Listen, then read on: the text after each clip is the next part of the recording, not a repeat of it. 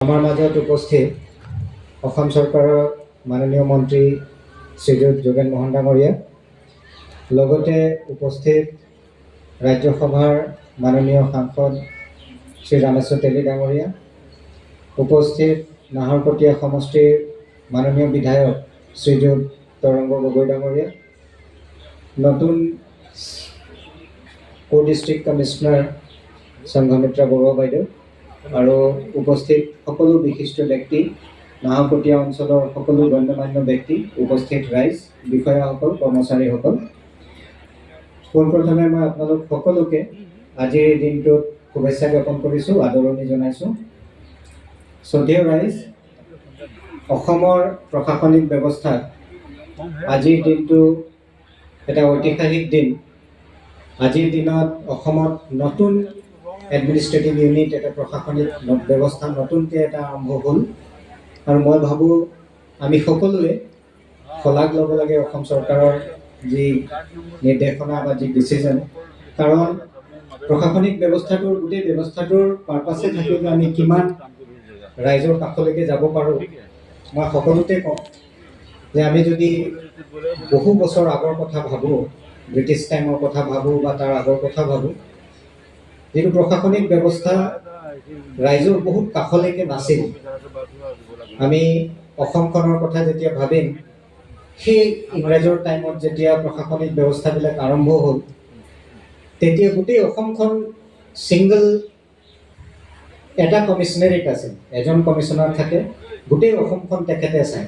আৰু তেতিয়াৰ অসম মানে উত্তৰ পূৰ্বাঞ্চলৰ সৰহভাগ অংশ, নেফা যদি আমি নৰ্থ ইষ্ট ফ্ৰণ্টিয়াৰ এজেঞ্চি বাদ দিওঁ, তাৰ মেজৰিটি পৰ্চন তেতিয়া অসম কমিশনাৰেটৰ ভিতৰতে আছিল।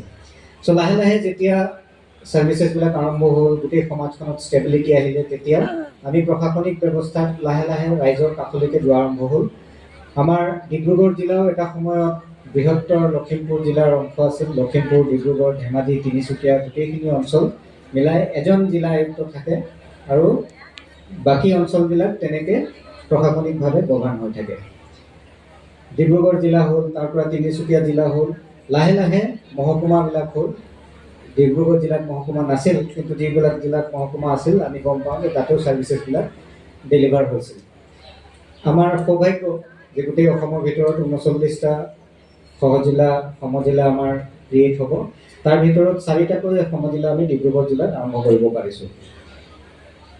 বহুত বেছি মই ক'ব বিচৰা নাই, কিন্তু 2-3টা কথা কৈ দিব বিচাৰিছোঁ যে যিসকল ৰাইজ আগতে DC অফিচলৈকে যাব লগা হৈছিল বিভিন্ন কামৰ কাৰণে, যেনেকৈ ধৰক কিবা এটা চাৰ্টিফিকেট লাগে, কিবা এটা সৰু ইছ্যুৰ কাৰণে প্ৰশাসনীয় ব্যৱস্থাৰ ইণ্টাৰভেনশ্যনটো লাগে, চাৰ্কল অফিচৰ পৰা কিবা এটা অসুবিধা হৈ গ'ল, তেখেতলোকে এপিল এটা কৰিব লাগে, সেই গোটেইখিনি কথা আগতে DC অফিচত যায়। এতিয়া আমাৰ ডিষ্ট্ৰিক্ট যিখিনি ফৰ্মেশ্যন হৈছে, তাতে আপোনালোকৰ গোটেইখিনি কাম কৰা হ'ব আৰু লাহে লাহে বাকী কামবিলাকো যাতে আমি চাব ডিষ্ট্ৰিক্ট, ডিষ্ট্ৰিক্ট লেভেলত কৰিব পাৰোঁ, তাৰ কাৰণে ব্যৱস্থা লোৱা হ'ব। নতুন অফিচ যেতিয়া আৰম্ভ হয়, তেতিয়া অলপ ক'ৰবাত সমস্যা হয়, কিন্তু আমি সকলোৱে মিলি যদি ভালকৈ চেষ্টা কৰোঁ, মই ভাবোঁ আমি সেইখিনি সমস্যা সমাধান কৰিব পাৰিম। প্ৰথম পৰ্যায়লৈকে আপোনালোকে দেখা পাইছে চাগে, যিমান ইনফ্ৰাষ্ট্ৰাকচাৰ ছাপৰ্ট লাগে, বিল্ডিং আমি ৰিপেয়াৰ কৰি দিয়া হ'ল, কম্পিউটাৰ যিমান লাগে, টেবুল চেয়াৰ বহিবলৈ যিমান লাগে, গোটেইখিনি ব্যৱস্থা কৰি দিয়া হৈছে। তাৰ লগতে মেন পাৱাৰো দি দিয়া হৈছে, জুনিয়ৰ এছিষ্টেণ্ট, ছিনিয়ৰ এছিষ্টেণ্ট অফিচাৰবিলাক, মেজিষ্ট্ৰেট দুগৰাকী, এগৰাকী ADC ৰেংকৰ অফিচাৰ, গোটেইকেইজন অলৰেডি ষ্টাৰ্ট হৈ গৈছে। চ' মই ভাবোঁ যে আমি প্ৰথম পৰ্যায়তে বহুত ভালকৈ আৰম্ভ কৰিব পাৰিম আৰু য'ত যি থাকি যাব, মই আপোনালোকৰ সকলোৰে সহায় সহযোগিতা বিচাৰিছোঁ, যাতে আমাৰ ডিষ্ট্ৰিক্টবিলাক অসমৰ ভিতৰত চবতকৈ ভাল ডিষ্ট্ৰিক্ট বুলি ক'লে আমি যেতিয়া ডিব্ৰুগড় জিলাত ভাল ডিষ্ট্ৰিক্টবিলাক ডেভেলপ কৰিব পাৰোঁ। আৰু আমি চবতকৈ ভাল তেতিয়াই ক'ব পাৰিম যেতিয়া আমি ৰাইজৰ সমস্যাবিলাক সমাধান কৰিব পাৰিম, তেখেতলোকৰ কষ্ট কমাব পাৰিম। কাৰণ মই নিজৰ অভিজ্ঞতাটো কওঁ, কেতিয়াবা মোৰ লগতে হয়, কোনোবা এজন ব্যক্তি নামৰূপৰ পৰা, নাহৰকটীয়াৰ পৰা DC অফিচলৈকে যায় যে আয়ুক্তজনক লগ কৰিম।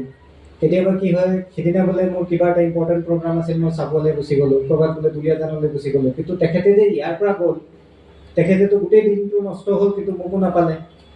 আৰু তেওঁতো আগৰ পৰা গম নাপায় যে মোৰ দুলীয়াজানত প্ৰগ্ৰাম আছে বা ক'ত যাম। তেনেকুৱা বহুতবাৰ তেনেকুৱা পৰিৱেশ এটা হয়, কণ্ডিশ্যন এটা হয়। আৰু সেই ব্যক্তিজন সিদিনাই বোলে ছুটী লৈ আহিছিল, সিদিনাই কাম ক্ষতি কৰি আহিছিল, তেখেতৰ কাৰণে বহুত ডাঙৰ এটা অসুবিধা হৈ যায়।